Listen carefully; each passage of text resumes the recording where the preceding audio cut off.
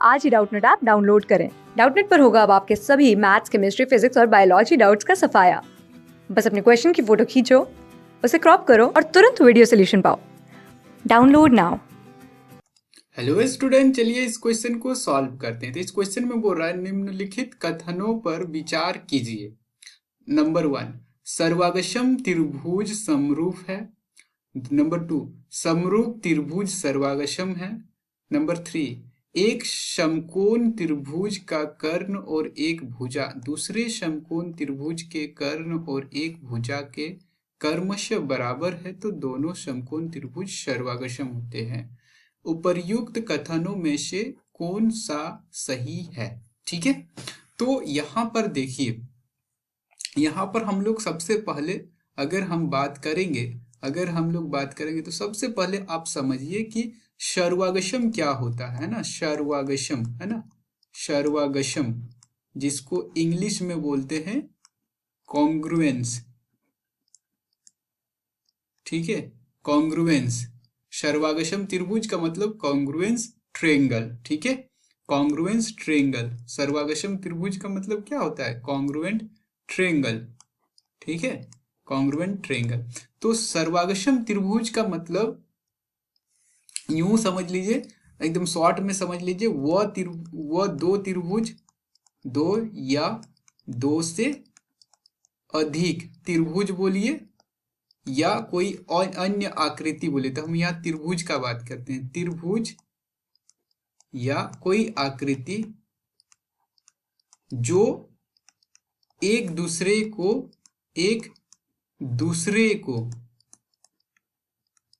है ना, एक दूसरे को पूर्ण रूप से ढक ले, है ना, ढक लेता है, वो क्या होता है?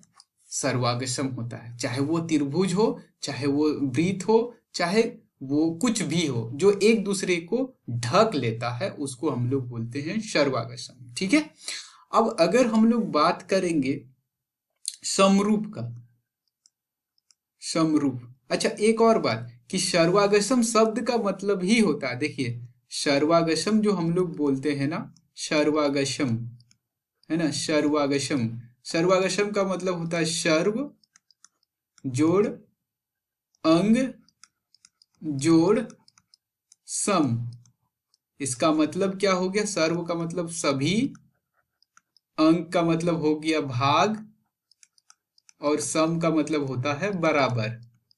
तो इसका मतलब सर्वागशम का मतलब क्या हो गया? सभी भाग बराबर, यानी जो एक दूसरे को ढक ले। ठीक है, वही अगर हम लोग बात करेंगे समरूप का, समरूप का अगर बात करेंगे तो देखिए समरूप शब्द को देखिए, सम जोड़ रूप, यानी बराबर, एक जैसा दिखने वाला, एक जैसा दिखने वाला, दिखने वाला। ठीक है, एक जैसा दिखने वाला। जैसे अगर मान लेते हैं हम एक यहाँ पर त्रिभुज लिए ये, फिर हम लोग एक त्रिभुज लिए यहाँ पर ये, दोनों एक जैसा दिख रहा है।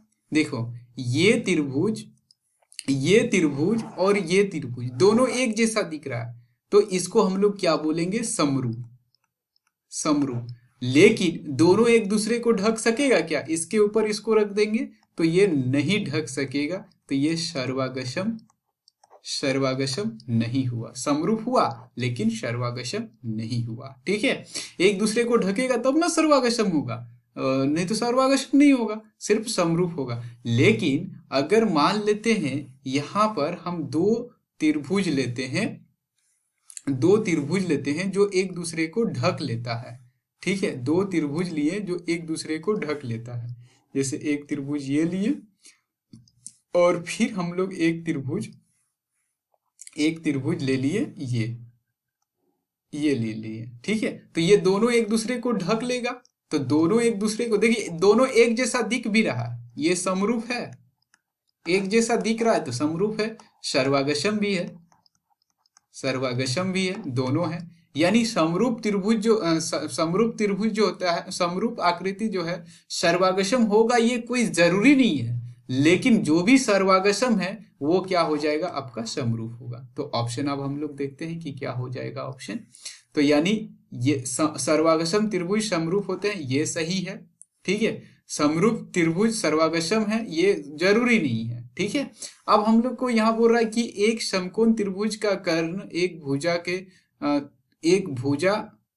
एक समकोण त्रिभुज का कर्ण और एक भुजा दूसरे समकोण त्रिभुज के कर्ण और एक भुजा के क्रमशः बराबर है तो दोनों त्रिभुज सर्वागशम होता है। हाँ, अगर मान लेते हैं एक समकोण त्रिभुज लेते हैं हम लोग, एक समकोण त्रिभुज लेते हैं, समकोण त्रिभुज कुछ इस तरह से होता है ना। समकोण त्रिभुज जो होता है ना कुछ इस तरह से होता है, यहाँ पर 90 डिग्री होता है। ठीक है, यहाँ पर 90 डिग्री। तो यहाँ पर हम एक समकोण त्रिभुज बनाते हैं, एक और बना लेते हैं समकोण त्रिभुज। ठीक है, एक और समकोण त्रिभुज बना लेते हैं। तो यहाँ पर क्या बोल रहा है, यहाँ पर 90 डिग्री होता है, तो यहाँ पर प्रश्न बोल रहा है कि इसका जो कर्ण है ये, ठीक है, कर्ण और इसका कर्ण दोनों का बराबर है, और इसका कोई भी एक भुजा, तो मान के चलिए ये भुजा ले लेते हैं, इसका एक भुजा ये, और ये तो 90 डिग्री है ही है ना, ये क्या है 90 डिग्री है। तो इस सर्वागशम को हम लोग बोलते हैं RHS बोलते हैं।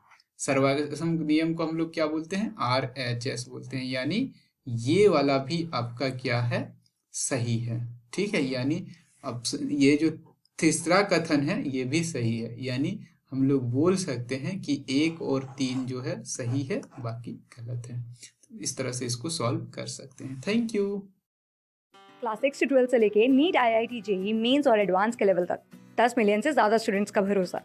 आज ही डाउनलोड करें डाउटनेट ऐप या व्हाट्सएप कीजिए अपने डाउट्स 8400 400 400 पर।